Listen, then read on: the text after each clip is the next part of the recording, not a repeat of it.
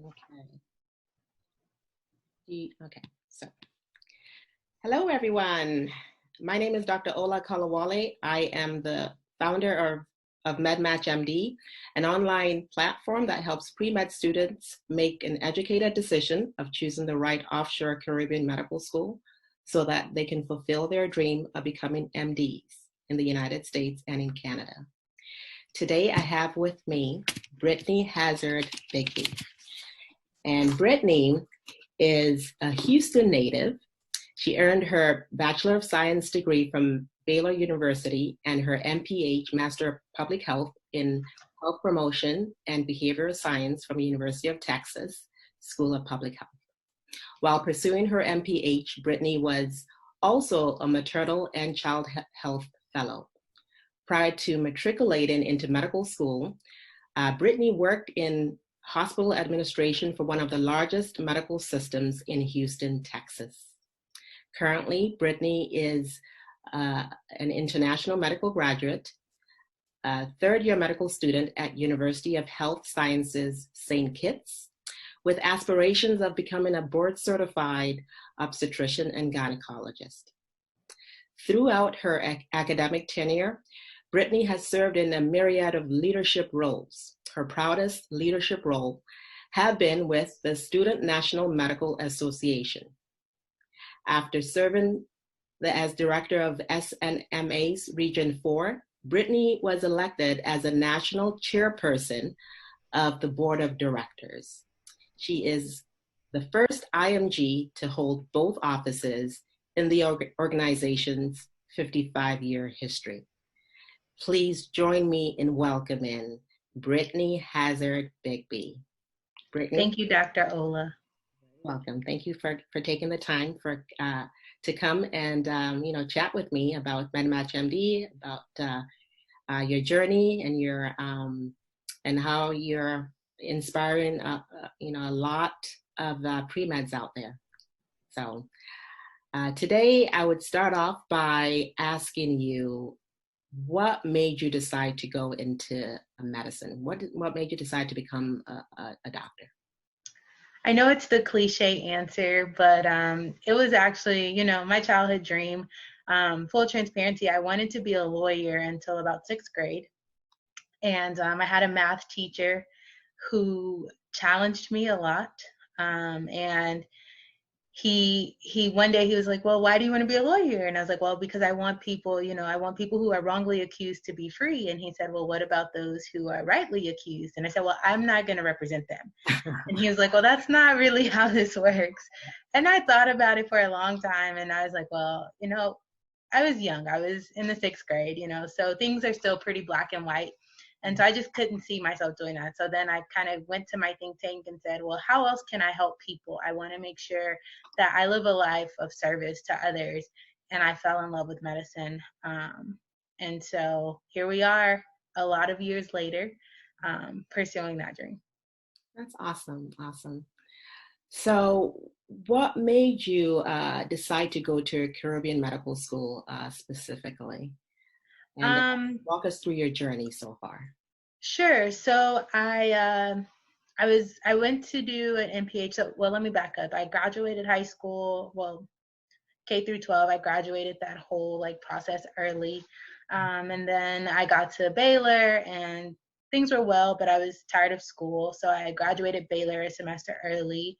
And I just didn't feel confident in my ability to just go straight into med school. But I really didn't know what else to do except go to school. So I decided to pursue an MPH. And I was young, right? I graduated early education early. I graduated Baylor early. So I was fairly young graduating. And so my family was like, well, what are you going to do? Sitting at home wasn't really an option. Mm-hmm. And I wasn't necessarily old enough to do the things that I really wanted to do because I was still under 21.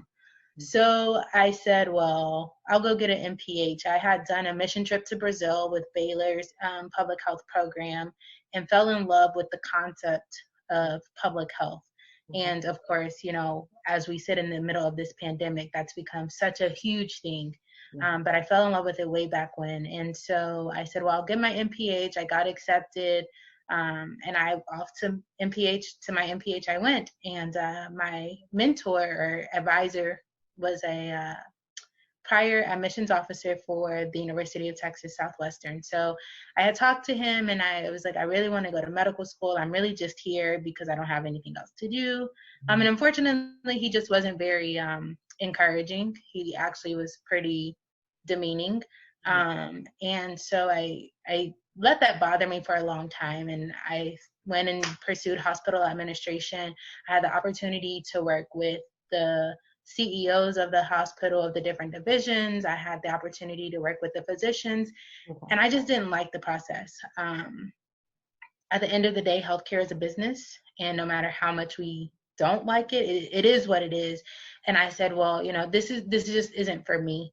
It's time for me to go to med school. And so I applied, not very strategically, because I didn't know any better. So I applied, I didn't get in. And then Texas, as most people know, Texas has their own system. I applied to the Texas system. I didn't get in. And so I said, well, I gotta, double AMC kind of, I don't want to say they sell your information, but you can like sign up for people to contact you or whatever. And so I started getting infographics from Caribbean schools. And I was like, well, this looks like something, I could do. And at the same time, I switched primary care physicians, and he happened to be a Caribbean graduate, him and his wife. And they were both physicians on their own practice in a very wealthy area of Houston. And so I actually scheduled an appointment with him just to talk about med school in the Caribbean. And he was like, it's feasible. It's a great opportunity. Go for it. And so I did. I signed up and interviewed, and off to the Caribbean we went. Wow. Okay. And so now you're a third-year medical student at the University of Health Sciences in St. Kitts.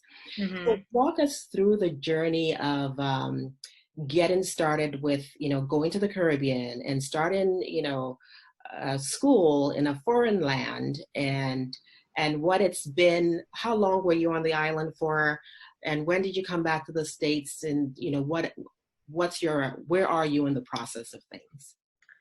Yeah, so and that's really actually a really good question, because it is a lot different, and it's not something that people actually think about. I think many times when people decide to go to Caribbean medical school, there are instances where it's kind of a generational thing, but most people are going because they feel like time's a ticking, I need to get on with my goals. And so we just go head first into Caribbean medical school. But it's a very different process.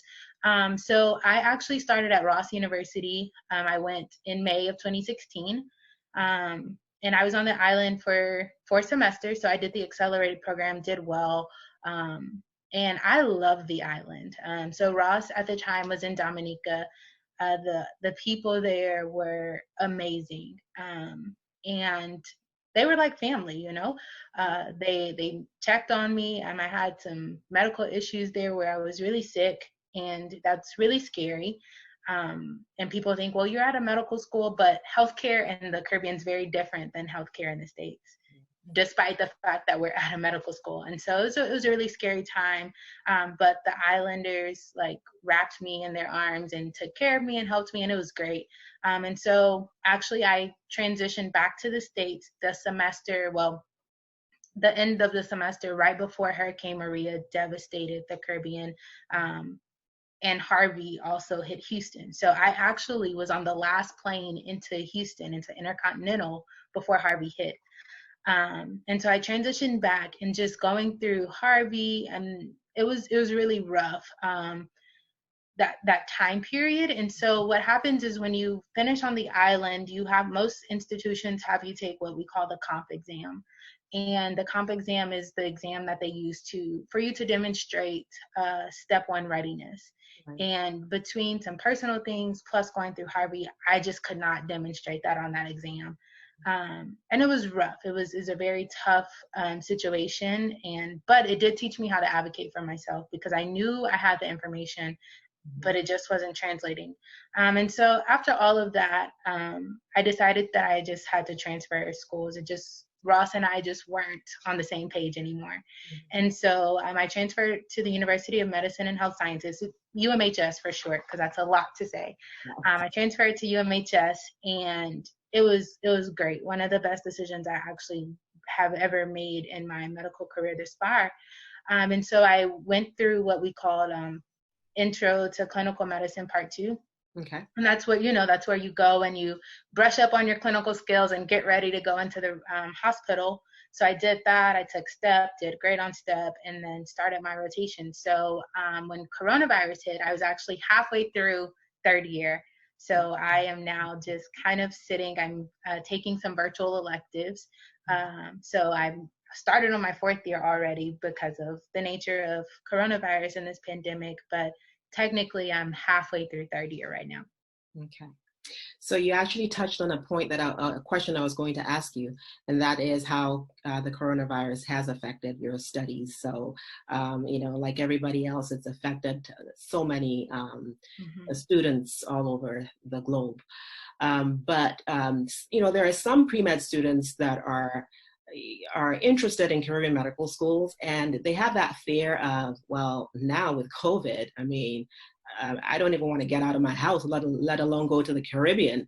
So what kind of advice would you give to a pre-med student that's, interested, but still has, is apprehensive really of taking that step? I think, so two things. Number one, most Caribbean schools have transferred to a virtual platform for the first 2 years for the incoming year, right? And so Caribbean schools are a little different because instead of like 2 semesters a year, we have 3. And so things kind of change a little bit faster, so to speak.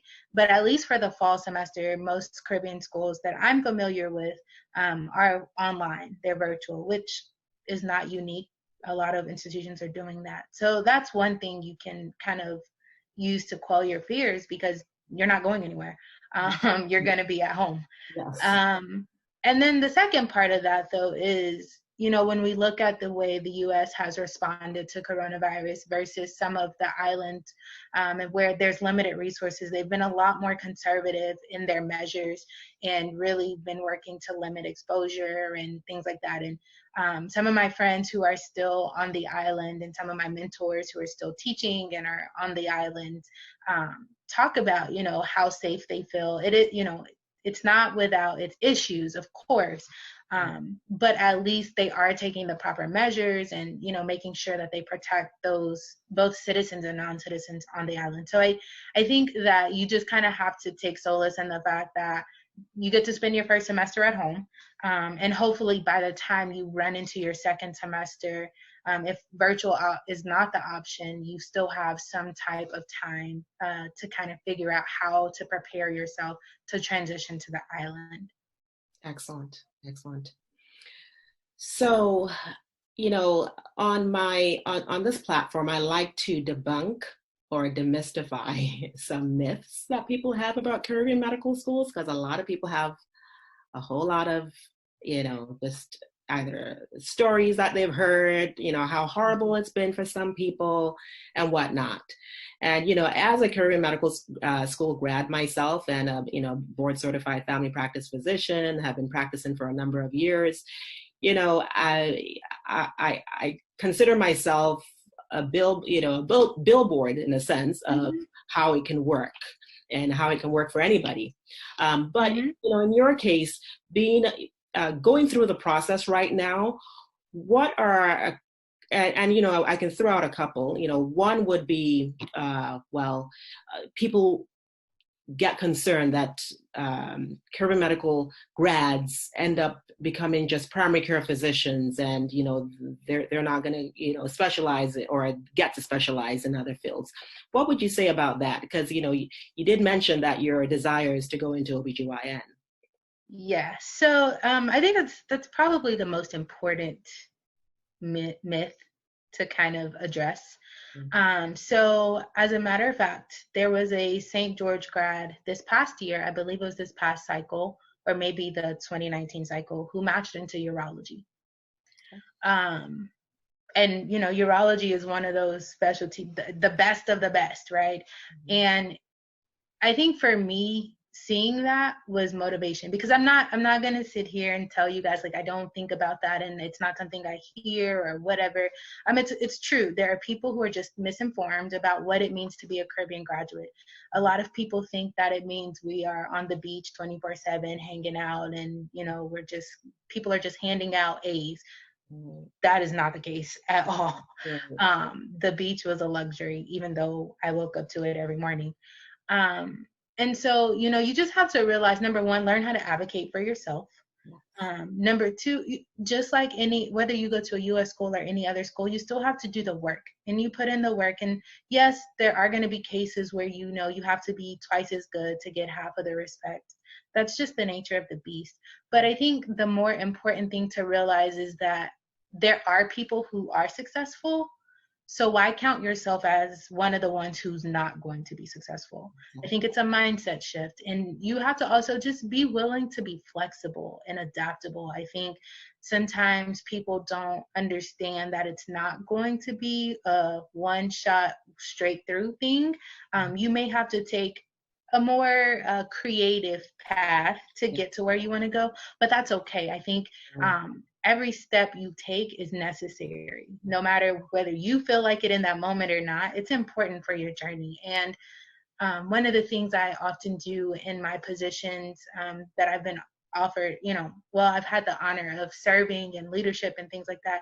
I often try to, you know, introduce myself as a US-IMG. I think it's really important to show people, because they do have this preconceived notion and they don't know what it means. And if they want to know, I've now opened that door to allow that conversation. And I think as people who are in this role as a IMG, a Caribbean student, we also have to be more vocal about what that means. And, you know, like platforms like Dr. Ola's offering is so important, because people just don't know. That's true. And until we speak up more, and there's so many examples of successful Caribbean students, you really don't have to look far to find them. It's just people don't know what it actually means. Well, thank you so much, Brittanie, for your time today. Unfortunately, our time is running out on our Zoom interview today. So thank you for coming on board and for sharing your story.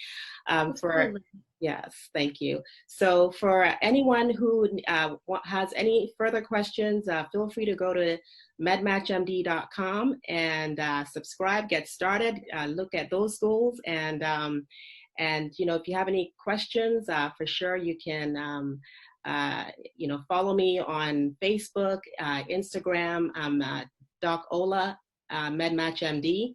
And once again, Brittanie, thank you. It was really a pleasure talking to you today, and thanks for your time. Thank you, Dr. Ola.